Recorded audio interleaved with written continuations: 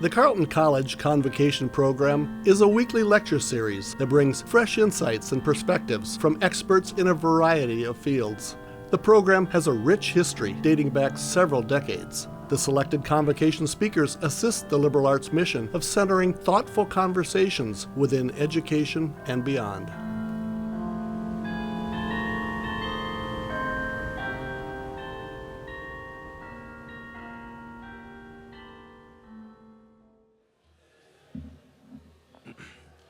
Good morning. Good morning to faculty, students, and family. My name is Roland Foster, and I'm a prospective political science major from the class of 2028. It is my great honor to introduce today's convocation speaker, Dr. Marc Schulz. He is a scholar, educator, and researcher whose work has profoundly shaped our understanding of what it means to live a good life. Dr. Schulz serves as the Associate Director of the Harvard Study of Adult Development, a nearly 86-year-long scientific study of human flourishing that has followed 2 generations of individuals from more than 700 families. Through this work, Dr. Schulz has helped illuminate the factors that allow human beings to thrive. He is a recipient of the Sue Cardis PhD Professorship of Psychology while directing the data science program at Bryn Mawr College. There, he is celebrated as an award-winning teacher and mentor. His scholarship bridges data and humanity, science and storytelling, a balance beautifully captured in his New York Times best-selling book, The Good Life: Lessons from the World's Longest Scientific Study of Happiness, now being translated into more than 45 languages across the globe. Dr. Schulz earned his BA in sociology from Amherst College, his PhD in clinical psychology from the University of California, and completed postdoctoral fellowships at Harvard Medical School in both clinical and health psychology. His career stands as a testament to lifelong curiosity, empathy, and the pursuit of a good life for himself and others. Please join me in welcoming Dr. Marc Schulz to Carleton College.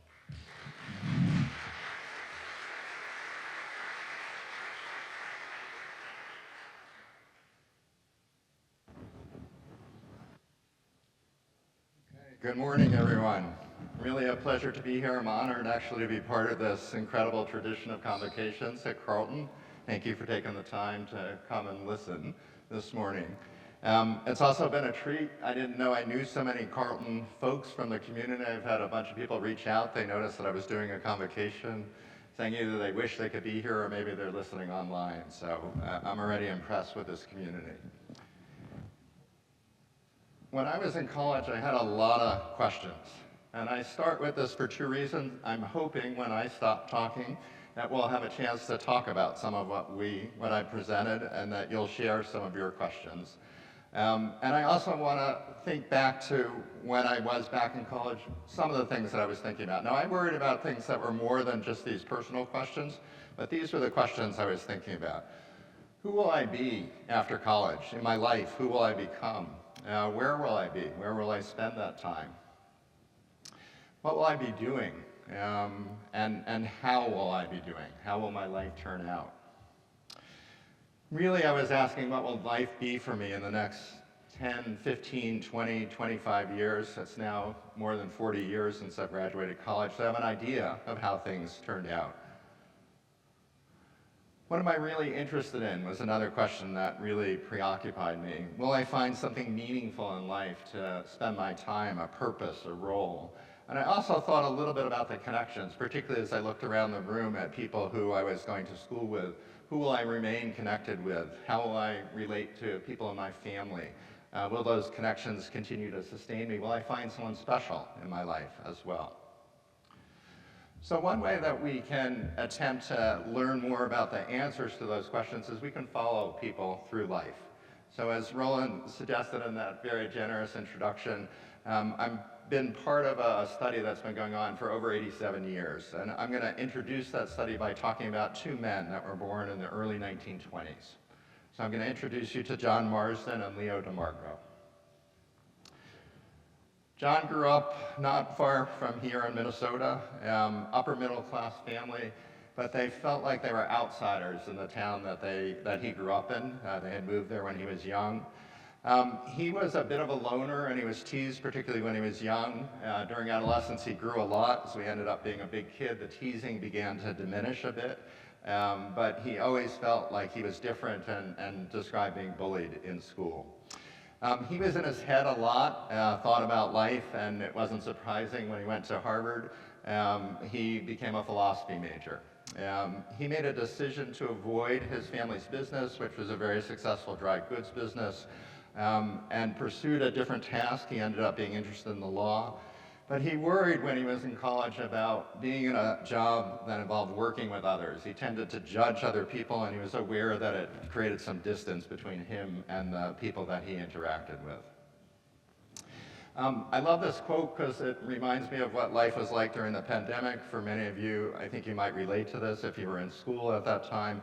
This was one of the first interviews from the study in the 1930s. The interviewers described him as quite upset by developments in Europe. This is in the it was probably about 1940 when this interview took place. Quite upset by developments in Europe, he stopped reading the newspapers. The bad news made it difficult for him to study, and studying for exams seemed a futile way of spending time. Although he has always considered himself a pacifist, he now feels so strongly against the Nazi movement that he would volunteer to fight if he were needed. So students who were in school at that point began to question whether it was a good thing to be in school, whether it was appropriate to just focus on studies. There was a sense that something cataclysmic was happening. The war was beginning to break out, and he was worried about that. After he graduated Harvard, he did quite well. When he was at Harvard, some troubles initially adjusting, particularly socially, but academically he did quite well. He volunteered to serve in the military, but he flunked the physical exam, but he served stateside during the war. And after the war, he went to the University of Chicago to study law. He graduated near the top of his class at Chicago, ended up working for a law firm in Chicago that was a leading law firm, spent his entire career there, very successful, also spent some time teaching and consulting with the federal government. For this cohort, he married rather late. He married at age 34. Leo came from a middle-class family, had warm and present parents. He was a good student, but in high school he was inspired by an English teacher. That was really where his kind of intellectual energy came from, and he really committed himself to studying at that point. Also went to Harvard. He became a history major. He was a very talented writer. He spent a lot of time journaling when he was in high school and college, and he really had a dream of being a writer. The study said this about him: his manner is one of quiet shyness, reserve, and moderateness, although he impresses one very favorably. Other people in the study thought he was kind of boring, Leo. He volunteered also for the service. He served in the Navy in the Pacific Theater and served throughout the war. When he was in the military, his dad passed away, unfortunately, and towards the end of the war, it was becoming apparent that his mom was having some difficulties. She ended up being diagnosed with Parkinson's disease. So after the war was over, he moved back to Vermont, where he had grown up, to help out his mom and to be with her as she was struggling with her illness.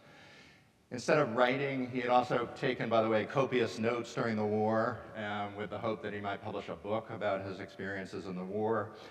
He headed back to Vermont. He taught high school while he was in Vermont at a local high school. He took a job as a history teacher and ended up doing that for the rest of his career.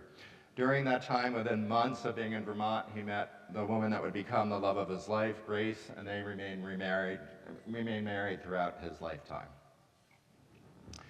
So let me say some more about the study that they were a part of. It's the Harvard Study of Adult Development. It began in 1938. And it was a study that was really focused on human thriving, which, if you think about it, is really unusual in this period of time. The late 30s was a challenging time. We were still in the throes of the Depression. There was fascism, certainly in Europe and to a certain extent in the US, and there were worries about a major war, which of course came true, unfortunately.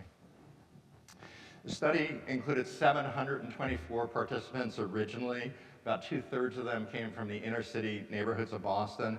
These were Boston's poorest families. Most of them were immigrant families living in tenement buildings, and more than half of them were without running water or toilet facilities in the tenements that they lived in. They had come from abroad, most of them fleeing poverty or oppression, so this was a new start for many of these families. So this was a heavily marginalized group within Boston. And the other remaining 1/3 were college students like John and Leo, who were students at Harvard in 4 consecutive classes. Both of these groups were studied across their entire lifetime, so late adolescence into early adulthood, into mid-adulthood, into late life, in fact, to the end of their life, and followed very closely. The sample was expanded along the way. That was originally an all-male sample. The wives began to participate about 30 years ago, and we're now studying the 1,315 children of the original participants. So this is a study that's been going on for 87 years now. It's ongoing and continues across this second generation. This was a study that from its very beginning was focused on trying to understand the internal experiences of people, how they understood life, what they worried about, what they were excited about in their future, what their daily experience was like. So at the very beginning, there were visits to all 724 homes, an incredible commitment to gathering information, extensive interviews, observations of how they interacted with their parents. There were medical exams done at the very beginning, and they continued throughout the project. During these last 80 years, questionnaires about every 2 years, medical records collected about every 5 years, interviews on average about every 10 years, although frequently in important points in time, more frequent than that. Last 20 years, more modern techniques, brain scans, blood collection so we could understand what's happening inside the body, markers of immune functioning and collecting of genetic information, bringing them into the lab to do things like see how their bodies respond to stress, to do cognitive assessments as they were aging to see how their memory is doing, and observations of interactions, including with their intimate partners. There are a few big lessons from this study that I want to share, and then I'm going to focus the bulk of my presentation on the importance of connection, as you'll see. The first one is we should really take care of our bodies, and why don't we be optimistic and hope that we might live for 100 years. There are a bunch of things that we can do. Smoking's not good for you. Drinking in moderation is a good thing. Moving your body is a good thing. We also want to see the doctor regularly, particularly if we have health issues, and as we age, it becomes particularly important as well.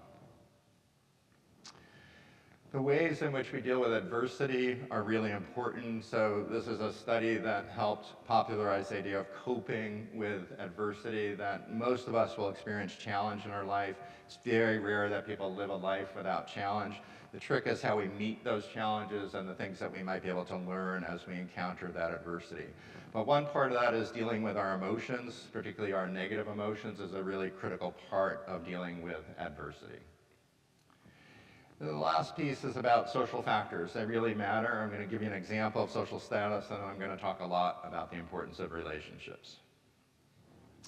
So this is a figure that focuses on the percent of the two samples, so the inner city sample and the college sample, the percent of that sample that had either died by a certain age or was disabled enough that they were having difficulties with daily living. I'm just going to simplify this by bringing your attention to age 65. There's quite a broad gap there. The purple group is the inner city men.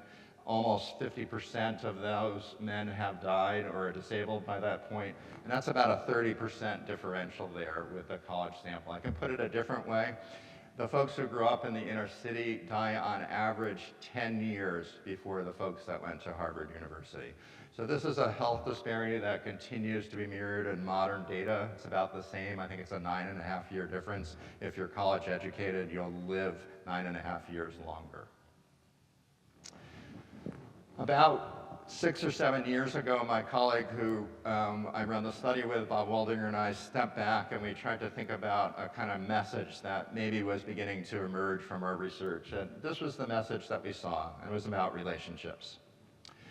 If we tried to predict physical health and psychological health when people were in their 80s from our data, it was midlife relationship satisfaction that was the most important predictor. It wasn't your cholesterol level. It wasn't whether you grew up in the inner city or or you went to Harvard. It wasn't the income that you're earning at midlife. It really had to do with the quality of your relationships at midlife. If we were trying to understand how people engaged in intimate relationships with a partner late in life, We could find connections with ratings that were done when folks visited the homes of these participants in the 1930s. So warmer, more consistent parenting was associated with more intimate, high-quality relationships in their 80s. So that's across 6 or 7 decades. This is a finding that's been replicated in many other studies. We're happier on days that we spend time with other people. So coming to Convocation can make you happier. Maybe. Maybe.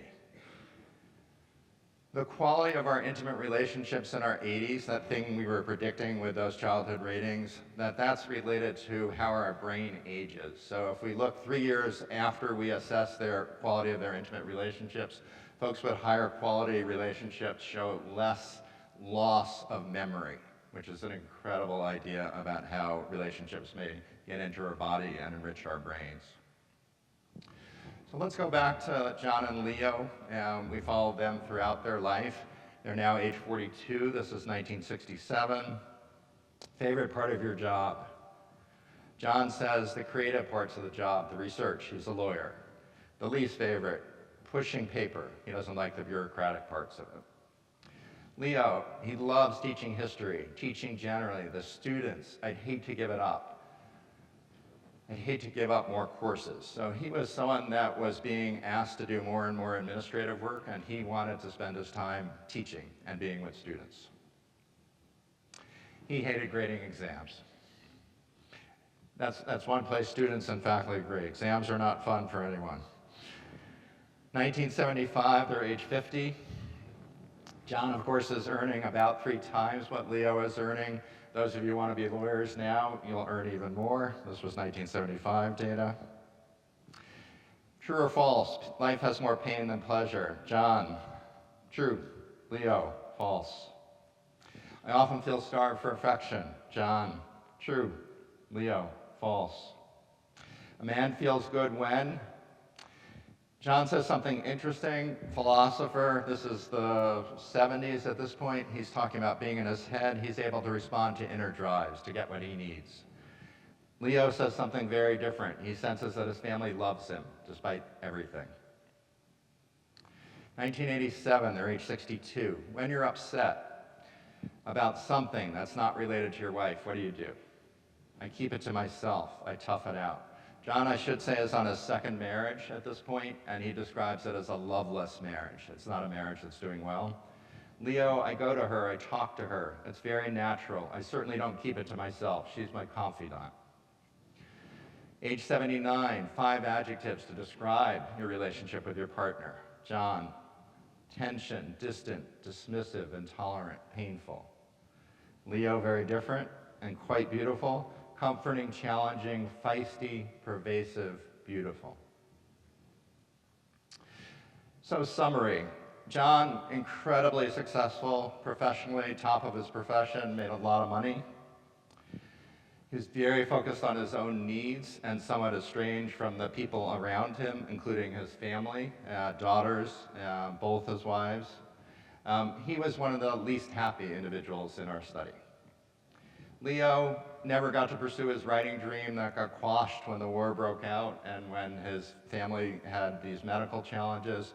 Earned a very modest salary, but he was an important part of a community. He was beloved by generations of students, colleagues, and the community itself. He was really a deeply loved person in a community.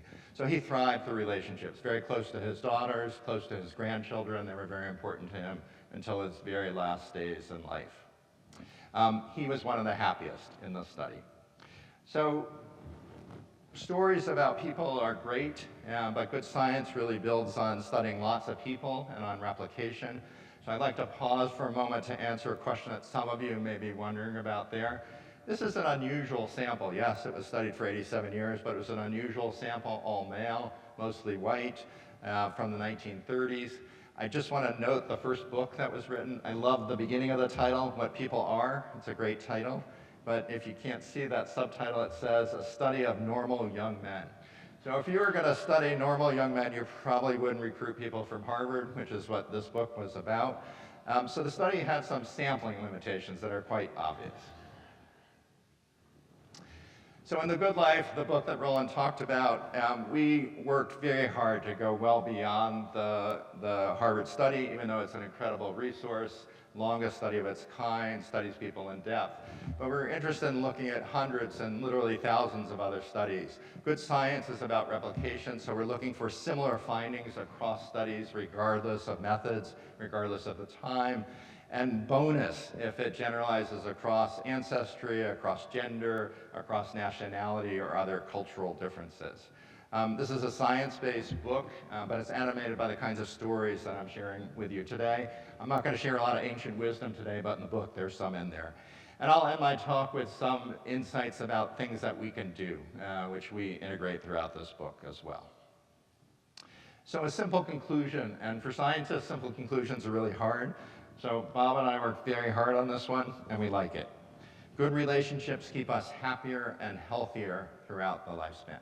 It's as simple as that. If you're trying to think about what's important for living the good life, it's your connections with others. It's all kinds of connections, and I'll give you some examples from research in just a moment. But of course, it's our more central relationships that are the most important.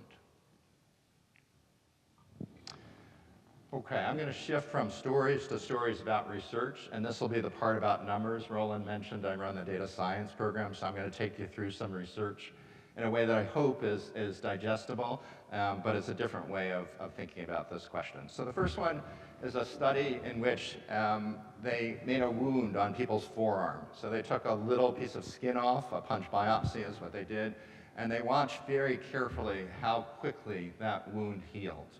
If people were in tension or high conflict relationships, those wounds took on average about a week longer to heal, which was about 20 to 25% longer than people who were in satisfying relationships.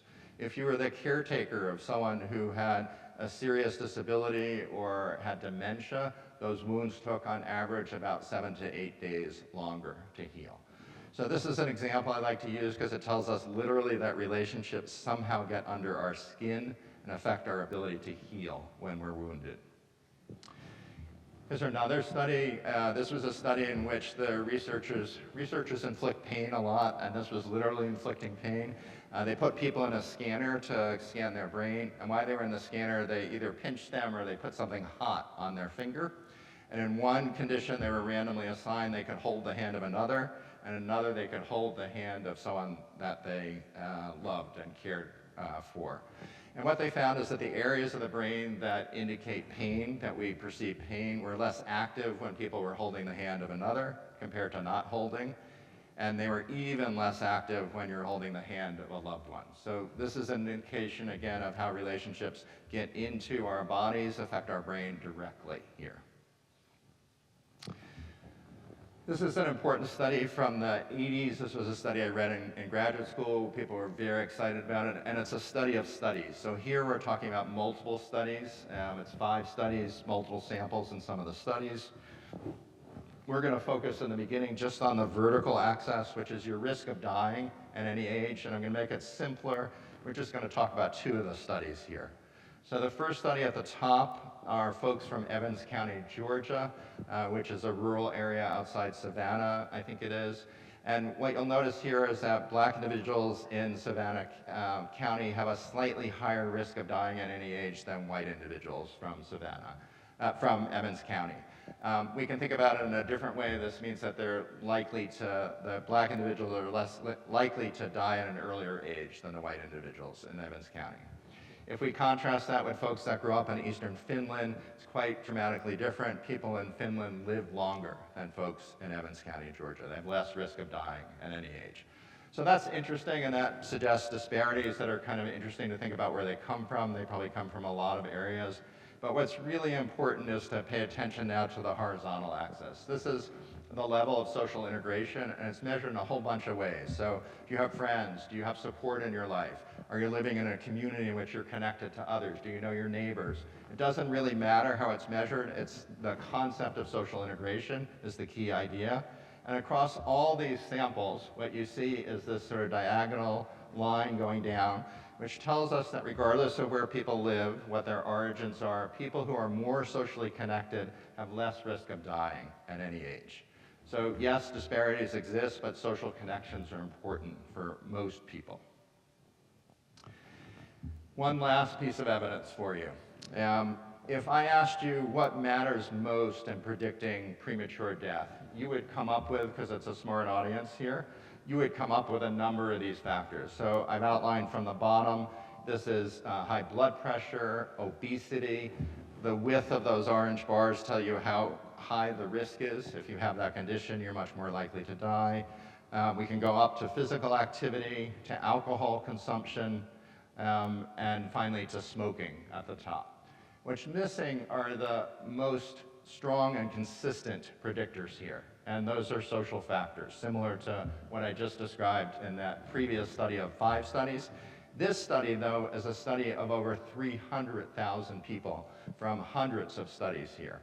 So it's social relationships defined in different ways. It's the absence of them that's associated with premature dying or risk of not living a long life. Now, why does this all matter? The science suggests it matters, but there are other social indicators that suggest it matters as well. If you look at Google searches over the last few decades, people are searching for companionship, how to meet people, how to make friends. They're talking about feeling lonely. In any given week, if you ask people if they're lonely in the United States, somewhere between 20 and 35% of people will report that they're lonely at some point during that week. Lonely means the sense that they don't think anyone really knows who they are or has their back or really cares about them very much. This is data from a very carefully done study by the Bureau of Labor Statistics that tracks how we use our time. And these are the social engagements that we may have. So it goes from 2003 to 2020. I'm going to simplify this for us. 5 of these 6 things are going down. Those are different indicators of social engagement. The one that went up is social isolation. We're way more isolated, physically isolated from other people than we were 20 years ago. This is particularly true for young people, so college-age folks in particular, and these are high school students included. College students in the room, your contemporaries were included in these data. This is quite a dramatic difference in the amount of time spent with friends from 2003 to 2020. It's about a 2-hour drop per day. So for me, that was after school time when I was growing up in ancient times. I mentioned 20 to 35% of people report being lonely. When you're on the job, potentially working with others, people reporting feeling lonely as well. So 16 to 20% of workers feel lonely a lot of the day. It's true across settings. It's not just remote work. So for college students, this is future right now. In 2018, the UK recognized these data that I've described to you and called loneliness a public health problem. So they said it's on the order of smoking and obesity. It's something that we need to do something about, and I'm going to describe one of those efforts at the very end of my talk that they're doing in the UK. We caught up a little bit later, 2023, our last Surgeon General, Vivek Murthy, issued a health advisory about the absence of connection in the United States. Health advisories are like the famous advisory to stop smoking because it causes cancer. So this is a recognized public health problem, and it's something that I think people are taking seriously, and we need to spend energy thinking about how to fix. So sometimes I start my talk by saying I'm going to spend the first part of my talk bringing you down and worried about stuff, and the last part giving you some hope here, and this is the hope part. So what can we do given these kinds of challenges that we face, the public health challenges that I've articulated? So when we asked our participants in their 80s, did they have regrets? And they all had regrets, almost everyone. And most of those regrets, meaning like 70% or more, were about relationships. I wish I had been kinder to people. I wish I had spent less time attending to important people in my life. I wish I had not focused so much on work. Those were the common ones. I'm going to give you a quote from Ellen, who was a part of our study. This is in her 80s. She was an office manager in an academic setting, actually. And she said, when I look back on my work life, she loved her work, by the way. When I look back on my work life, I wish I had paid more attention to the people who had worked around me. I love my work, I really did. I guess I sort of wish that I had known everyone a little bit better. So I start with this because the first call is we need to prioritize connection. We like to talk about social fitness, which is a metaphor like physical fitness, that we can't take our social fitness for granted. We need to be intentional and aware of how we're doing socially. So we might start by assessing what's working in our life, just like we might figure out what we need to work on in the gym. And we might make sure that we prioritize the connections that we have in our life that are energizing, the people and connections that we have that give us that kind of energy and sense of connection and being human and part of something larger than ourselves. So who are the people I look forward to seeing? What is it about them that gets me excited? Where can I find more of that? Can I spend more time with them? Can I find other people that will give me that same sense? We need to be careful about all the demands on our time, many of them coming from the devices that we carry around with us all the time. We need to carve out time for connection, to spend time with the people that are important to you. Critical to remind people that they are important to you. So I got a lovely message from my wife. Hope the talk goes well today. That's a reminder that I'm important to her, and I appreciated that. Gratitude. Gratitude, it turns out, letting people know that you appreciate them, being kind.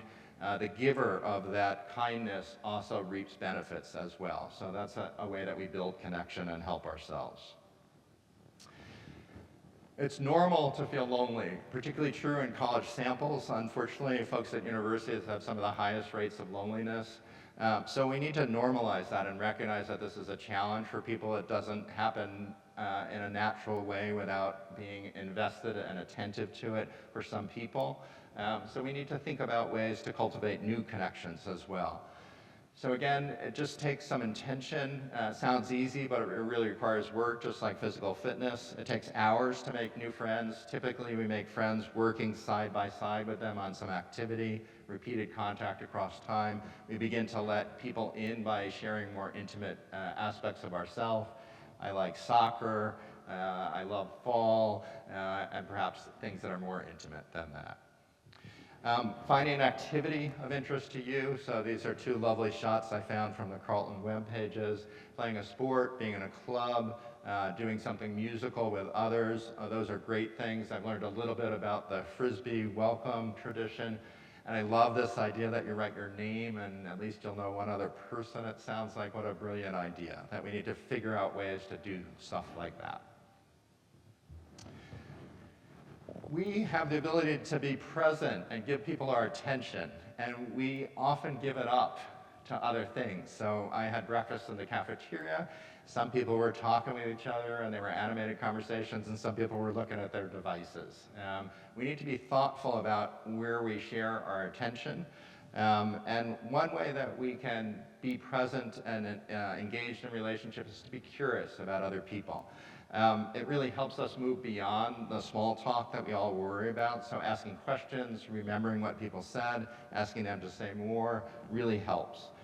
Most critically, though, we need to be present. So it means showing up, being present, really giving people your attention. I think people react these days in a way that's quite unusual. If you put down devices and really pay attention to the person that's talking to you, it almost feels unusual. It feels like a gift. Attention, we can talk more about it as something that has value. The words around attention, we pay attention, right? It has financial terms that we associate with our attention, and companies know this, so they really vie for our attention. So one of the challenges here is being conscious about where we give our attention to. We all have kind of basic needs. Some of you may know Maslow from your psychology classes or from philosophy.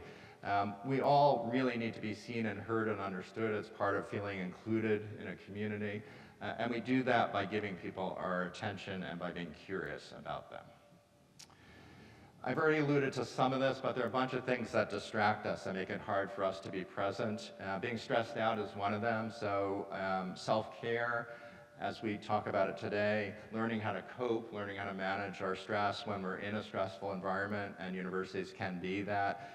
Really critical, because you're more available to be with other people and more available for yourself to take advantage of that connection. We need to be thoughtful about how we use devices and monitors. Many of us are on them somewhere between 6 and 12 hours a day between work and our other time. And we need to be thoughtful about whether that's the best place that we're putting our attention and time. In the setting, beautiful setting of this chapel and in the convocation, it's easy to talk about social infrastructure, and by that I mean the social circumstances that might promote connections to others. So we really want to be in communities in which there's a focus on people and connection, and those things matter, where people really want to be with each other. They take time out of their week to come to something like a convocation. We want policies and procedures that foster those connections, so having spaces and places to interact, lovely quads where people come together, cafeterias, lounges, and this very convocation are good examples of that kind of space. Leaders, and I mean literally at all ranks, from the president to deans to faculty members to leaders of student clubs or people who are popular on campus, we really need to model the value of social connection. And by that, it's the things I talked about. It's paying attention to people, remembering what they say, what their names are, and expressing, on occasion at least, some gratitude for who they are and what they do.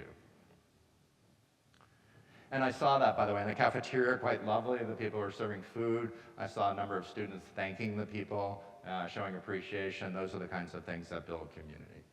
Okay, I'm nearing the end, and I want to talk about a few quick studies that set the mood for a bigger discussion about connecting with others. The first is talking to strangers, and what I want to highlight ahead of time are two messages. One is that all kinds of relationships matter, and you'll see this as I describe the study. And the last one, which is particularly important, is we tend to underestimate what's really important to us. This is what we call affective forecasting, and we're not so good at it, it turns out. So in Chicago, some researchers did a clever study. They grabbed people on their commute to work. So in Chicago, anyone from Chicago in the audience? They went on the L train, and they grabbed people, and they said, first, how you're feeling. They asked a bunch of questions about their emotions, and then they said, on your commute, do you ever talk to people? Do you ever talk to people when you commute in Chicago? And they all said no, just like this gentleman, no. And the researchers said, why not? Well, they wouldn't be interested in what I have to say. They wouldn't respond kindly. I don't want to intrude. So basically, people are worried about being rejected, is what they're worried about. That's not going to go well. Psychologists do mean things too, so they randomly assign people to talk to strangers on the train. Some are told to do the usual thing, some were told to talk to strangers. People did say they zone out, they work on the train, they sleep. Those are the most common activities. After the commute was over, they caught them and they said, how are you feeling? The people who were randomly assigned to talk to strangers who thought it would be terrible, they were the happiest. They improved their mood the most. And here's the kicker. They also said that the train ride was at least equally as productive as the folks who usually work on the train. So there's a kind of jolt of energy that we get when we connect with others. We unmask a face. We feel like the world's a little bit bigger than just the stuff that's going on in our heads. And I think this study suggests that, and we underestimate that. Why is this relevant? Well, there are people who serve you food every day, or clean the dorm rooms that you live in, or maybe you go out into town and you get coffee in a place. And if we connect with those people that are usually anonymous, they feel better, and we often feel better. People talk for days about learning the name of the person who served their coffee, or something about them. This is part of our cultural lore, so some of you recognize this snapshot from the Progressive Insurance commercials on TV. It's a clever series of commercials. This is Dr. Rick on the left side there, who's a coach for middle-aged people who are starting to, excuse me, act like their parents. This poor guy in the elevator is talking to strangers, and the parent in the elevator, and Dr. Rick is saying, shouldn't do that. So most cultures, Chicago culture, I've done this talk around the world. Switzerland, they say they never talk to strangers. It's not true. If you look closely on the train, in all places, people will talk to strangers, but there are a lot of cultural rules that suggest it's not such a good thing. It's not just trains or elevators. I want to bring this a little closer to home. There's a study just published very recently at Stanford University in which they asked people whether others would be kind to you, whether they would understand you, whether they have empathy. And most people thought that they themselves were kinder than most of the people around there. So there's a kind of empathy gap. And the problem with that empathy gap is it inhibits us. It restricts our efforts to reach out and to socialize with others. So these researchers did a very clever thing. This is Jamil Zaki and some of his colleagues at Stanford. They put up posters around campus that were based on real data. So these were nudges. 85% of Stanford students enjoy meeting and becoming friends with students they don't know. I don't know what the number would be at Carleton, but this is from survey data. Here's another poster. 95% of Stanford students are likely to help others who are feeling down. When they put these posters up in some dorms, people started socializing more with strangers. So that's a little nudge that's easy to do. I'm going to end with one last nudge and then talk about why I think this is a metaphor. So I talked about the efforts in England and the UK to combat loneliness. They've been going on since 2018. This is one of those efforts. So when you go to a park and you sit on a bench and there's someone that comes sits next to you, there's that awkward moment where you're not sure, should I talk to the person? Do I say hello, lovely day, or do they just not want to be bothered? So in the UK, they figured out how to avoid that problem. They made these very garish, they would say yellow benches with big signs on them that say chatty benches. When you sit on a chatty bench, you're going to talk to people that sit down next to you. There's no question that that's the expectation. So they're changing the culture. These benches have become popular. You'll see them in Scandinavia as well. And I'm going to suggest to you that successful life is about figuring out ways to make chatty benches a part of your life. Name tags, introductions, frisbees, all work. Okay, I'm going to stop there. I want to thank you for your attention. I think we left time for questions. We did indeed. Thank you very much, Professor Marc. So yes, we do indeed have time for Q&A. Just the quick usual comments. Thanks for being here, number one. Number two, we have room at lunch, so if you'd like to enjoy salmon with Professor Schulz and a very small group, please let me know. If you don't like salmon, that's okay. There's also baked mac and cheese and appropriately themed bars and other food. So please let us know. But let's start out with the Q&A. Who would like to begin with the Q? Thank you so much, first off. Second of all, my question. So often it can be hard to keep motivation while you're trying to stay connected with people, especially if things are naturally going up and down in your life. Do you have any advice on how to stay focused on that goal of connecting with people as much as possible? Yeah, great question. Absolutely true. It's hard to keep up with friends. Life is busy. We have lots of demands on our time. So I think part of the message that I gave here is quite intentional. There's a health reason. It's good for you physically, for your bodies. If you want to take care of yourself, connecting with others is really critical. It helps you emotionally as well, so we feel better when we're with others. And I think if we're able to be more intentional and conscious about the importance of relationships, we might make better decisions when it comes to maintaining that motivation. So, it's Friday night, you got a lot of work, you're not sure you really want to go out with friends, or maybe you sort of catch up on things, go out with friends. Work will always be there, there'll be plenty more work. So I think it's being conscious of some of the big picture that I tried to present here, for me is very motivating. Keeping track of your connections and what you're doing, also really important. So there are a number of companies that are trying to use technology for good, and I'm working with one of them, and the general idea is, could we keep track of how many outreaches we're making to important people in our life? Could we send badges for doing a good job of staying connected to your friend, your mom, your sister, or whoever it might be? So instead of using these devices only to reward how many times you're looking online at social media, we might reward other things as well. So, but great question. Yeah.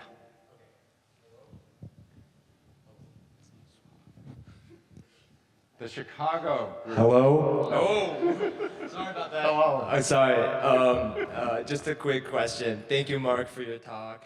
My name is Leo. It's nice to meet you. Nice to meet you, Leo. I was wondering if you could speak a little bit more about the balance between quality and quantity of relationships, because I did some traveling over the summer, solo traveling. I don't know anybody, so I'm getting this constant jolt of energy of meeting new people all the time, and it's amazing. But at the same time, there were moments where I felt lonely and just wow.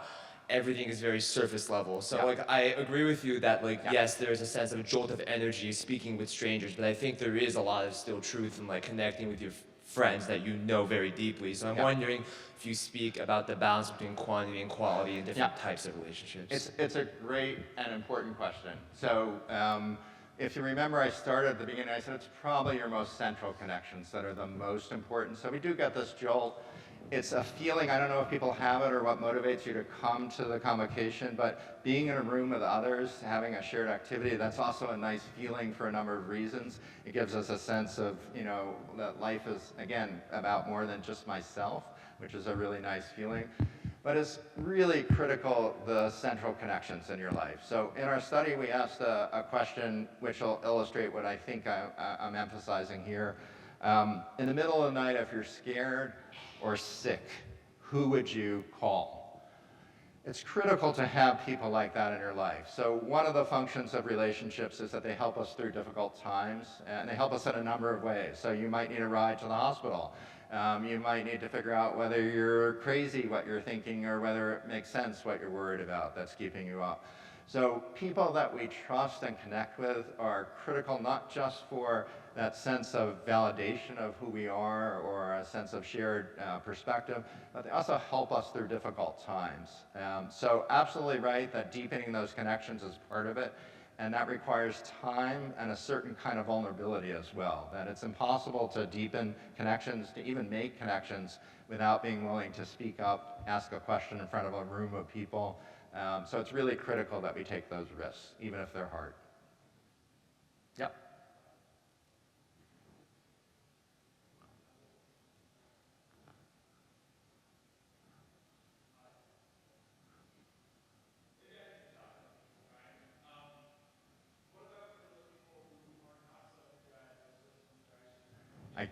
I can't hear. What about those people? Yeah. How fitting. How fitting. So I like to say it's kind of like, you know, what's our favorite ice cream flavor? Like, you know, I kind of like chocolate. You might like vanilla or strawberry or something a little more exotic.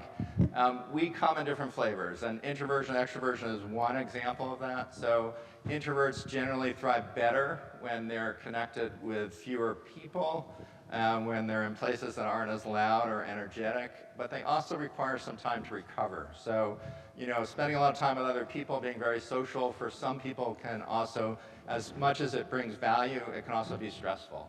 Extroverts thrive when they're with other people and are able to be in rooms with lots of energy. So we just need to recognize that we need different things, but the connections are important for all of us. One of the things I often talk about, I have a brother-in-law who likes talking about how he's the classic sort of Western individualized, he'll do life on his own. The beginning of the pandemic, he joked about the COVID pandemic, he joked about how this was like his dream, that people didn't have to leave their house and talk to each other. A few weeks into the pandemic, he was pretty stressed out. He wasn't talking to anyone, running into anyone. He just had to spend a lot of time with my sister, the poor guy. I think we all need connection, but we need different kinds is the critical part, including introverts. Hi. Hello. Oh, okay. Thanks so much for your talk. I just had a question about the study where you talked about the people going on the train and talking to other Yep. people.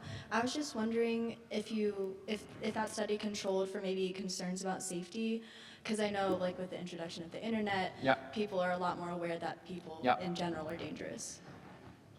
Terrific question. So the study did technically control for that because it randomly assigned people. So it took care of how worried you were, whether you were a more vulnerable person than other people. But part of our concern about talking to strangers is that something bad could happen, right? Stranger danger, right? Probably unlikely on the train going to work. I don't know what the incidence is of any problems on the train in Chicago, but it's not high. But we worry about it a lot. We tend to overestimate negative things, that this is a bias we have as human beings. And when it comes to this kind of forecasting of social connection and its value, we tend to highlight the problems. We remember that moment when we said something that sounded silly and embarrassed us, or that one person that was rude to us. We don't remember the 100 of other people who are kind. So danger is part of that equation for sure, and there are certain circumstances where we want to be careful about talking to strangers. So I'm not talking about being crazy and not thoughtful, but in this study, because they randomly assigned people, that wasn't part of what decided the findings there. Hi, thank you so much for the talk. It was really interesting. I had a question because you mentioned John, who was like really successful and deeply unhappy. Yeah. And I guess I was wondering if you saw anyone who like achieved more of like a medium, who was like maybe successful or like moderately successful, but also like got a lot of like joy and satisfaction out of their relationships. And like, is that possible? And if so, like, what's that difference? Like, what's the key to that? That's the million-dollar question, right? So the answer is simple, yes, there were lots of people like that. So I took two extremes to make a point, right, in a talk. But there were lots of folks that had high-powered jobs, made lots of money, but also were connected to others. I want to say that Leo was quite successful. He was a wonderful teacher. He just didn't make a lot of money. And so we need to weigh what's important to us in life. I'll use another example that maybe is closer to home here. I teach. I've been teaching for 29 years at Bryn College, a small liberal arts college like this one. Hi, Janet. I have colleagues that have been teaching maybe almost along, and they moan about what life is like in a university, that students aren't always motivated, they don't always come to class, colleagues aren't as excited about their work as they used to be. I feel incredibly lucky. I get to come to work and be with people every day. I get to learn things from students. So really the trick is not the job, it's how we approach it, right? So in being in class, I love this chapel. The one thing I don't like about it is I'm up on a stage and you guys are far away from me, right? So in class, of course, I come down from the podium and I walk out and the people are staring at their phones. I rudely interrupt them and I say, what's going on? What have I missed on campus? So I lean into those connections in the work that I do. Most jobs, there are those opportunities. There are some jobs, unfortunately, where there aren't. Can you imagine being a warehouse worker in one of those, mail depots where you're putting packages on the assembly line? You don't see people for literally a mile in that warehouse. That's a tough job because you're alone all day. But most of us have the opportunity, if we seize it, if we're brave enough to do it, to make that connection with others. So it's partly how we navigate that work. But you can find both. Young person. Hello. Thank you for doing this study. It's great. Personally, I find talking to strangers to be one of the most rewarding things I've ever started doing in my life. Do you have a particular stranger that stands out to you that you spoke to in your time, like the most surprising or positive outcome with talking to a stranger? It's a good question. It's partly a good question because I've never been asked it, so I don't have a go-to answer. I tend to think about the last time I talked to a stranger, which is usually, riding in an Uber or being on public transportation.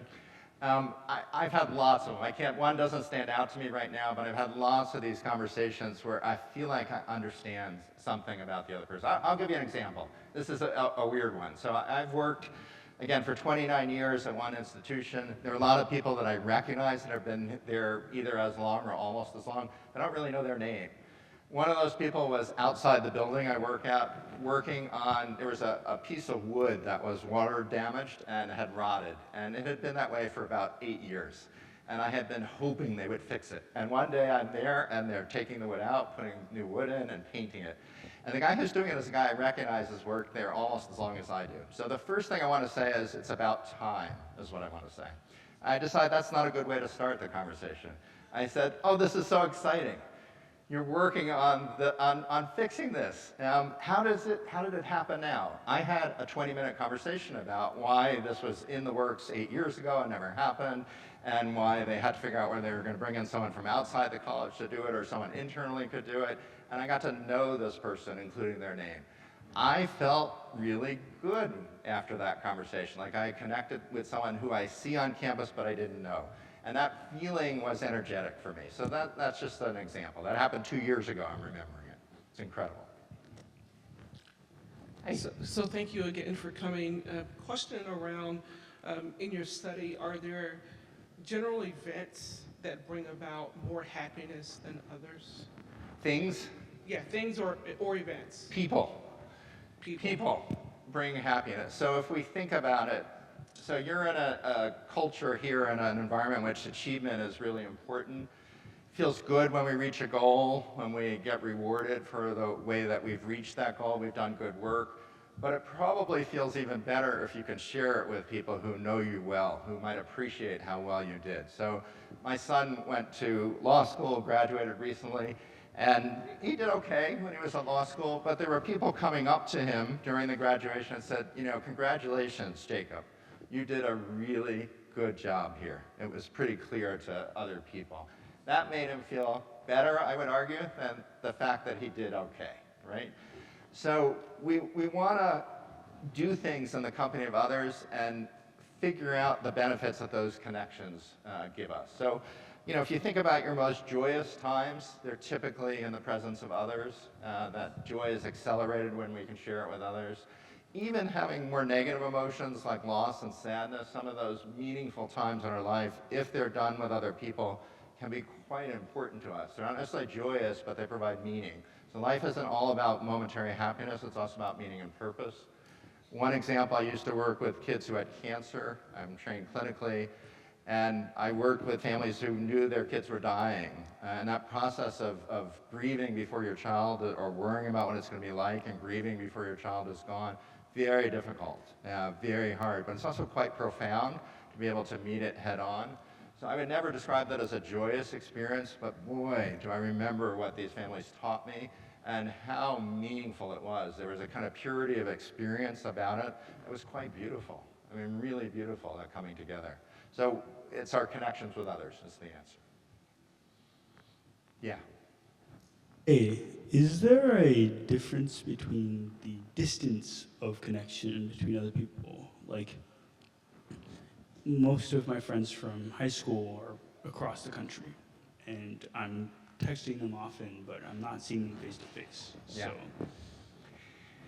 Yeah, really interesting to think about this, right? So technologies have changed. When I was in college, like, this is just for young people in the audience, like Sundays, you could call people for cheaper than other days if it was long distance, but you still had to limit how much time because it was expensive to call people. So I called my friends on Sunday, I talked to my family on Sunday. It was a kind of ritual that people did. Communicating has gotten much easier with our technologies, and that's great. During the pandemic, life would have been even more difficult if we didn't have that ability to communicate. Video chats, texting, incredible. We've done some research, and other people have done research. It's not the same as what it looks like. So we don't feel feelings as strongly when we text, call, video chat as we do in person. There are a lot of reasons for that. One is that we can't see whole bodies, and we tend to mimic each other when we talk to each other, so there's that rhythm that's lost a little bit. So we need to be conscious of that in-person connection is really important. Touching can be really important for friends and other kinds of intimacy. So we can't give that up, but we also need to harness technologies in ways that are useful for us. So I got, again, people from Carleton reached out to me, and it was cute. I got emails, I got a text. My wife texted me this morning. Those are nice things. Those are ways that you stay connected to other people. So hard, you know, one of the challenges when you're young, I didn't put that in my questions, is will I continue to be friends with people that I was friends with in high school or friends that I have in college? It takes effort to do that. I do want to say, though, that you always have the ability to reconnect. I didn't emphasize that in my talk. It's been over 40 years since I graduated college. 2 weekends ago, I spent time with a friend that I was very close with in college, and we had lost touch for about 20 years. So we always have the capacity to reach out. Again, we're always nervous. They won't remember me. They won't really care. Maybe I'm not as cool as I thought I was, whatever your personal challenges might be. Most people reply. They're pretty excited to hear from you. So that's an active challenge for everyone. It's particularly acute at your age, for sure. Yeah. And on that, I'm afraid we must bring Convocation to a conclusion, but keep the conversation going. Still room for lunch. Thank you very much, Professor Schulz, for being here. Thank you all as well. We'll see you next week.